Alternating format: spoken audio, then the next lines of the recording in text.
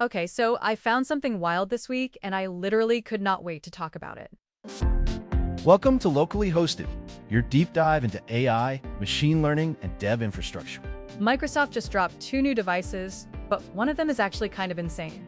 We are talking about the Surface RTX Spark Dev Box, and it changes the local AI game. Wait, a dedicated dev box? Like, not just a laptop, but a full desktop replacement? Exactly. It's a compact PC engineered specifically for local-first AI development, built on the Windows platform. Okay, but what's under the hood? Usually, these things are just repackaged laptops. No, this one uses the NVIDIA RTX Spark Superchip, combining a Blackwell RTX GPU with a Grace CPU.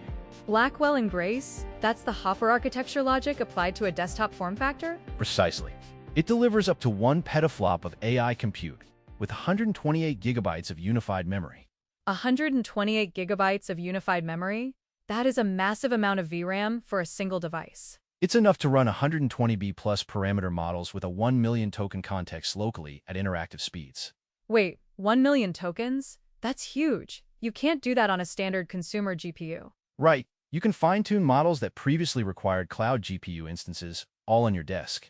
So this is basically a private cloud for developers who are tired of API costs and latency. Exactly. It lets you reserve frontier model calls for truly frontier problems and handle the rest locally. And how does it handle the heat? A 1 petaflop machine in that compact aluminum chassis? The chassis is engineered to double as a heatsink, designed for sustained performance over long jobs. That's smart engineering. Okay, but what about the software side? Is it just bare metal?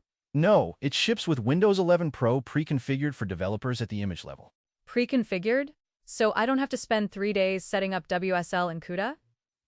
WSL2 is configured with GPU pass-through and CUDA support out of the box. VS Code is there too. And what about the shell? Do I have to deal with PowerShell 7 by default? PowerShell 7 is the default shell, but the taskbar is simplified and widgets are removed. Okay, that's actually a thoughtful touch. Dark theme, do not disturb, clean workspace. It also includes the AI toolkit for VS Code for model conversion and fine-tuning directly in the editor. So you have Windows ML, TensorRT, and Copilot Runtime all working together on this box? Yes, it connects local prototyping to production deployment via Microsoft Foundry and GitHub Copilot. That's a full stack. Local dev, fine-tuning, evaluation, and then enterprise deployment. Exactly.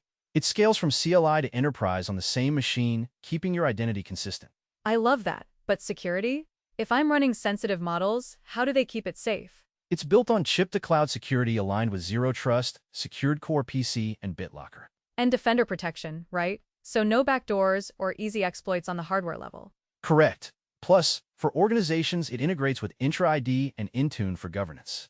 Okay, so the other device you mentioned was the Surface Laptop Ultra? Yes, that's the high-performance laptop for when you need to take this power on the go. But the dev box is the real star here. It's basically a desktop in a small footprint. It's a purpose-built Windows AI developer box that puts up to 1 petaflop directly on the desk.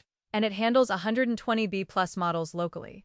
That's the key differentiator for US dev folks. It brings powerful AI compute to the edge, giving developers control over their compute dollars.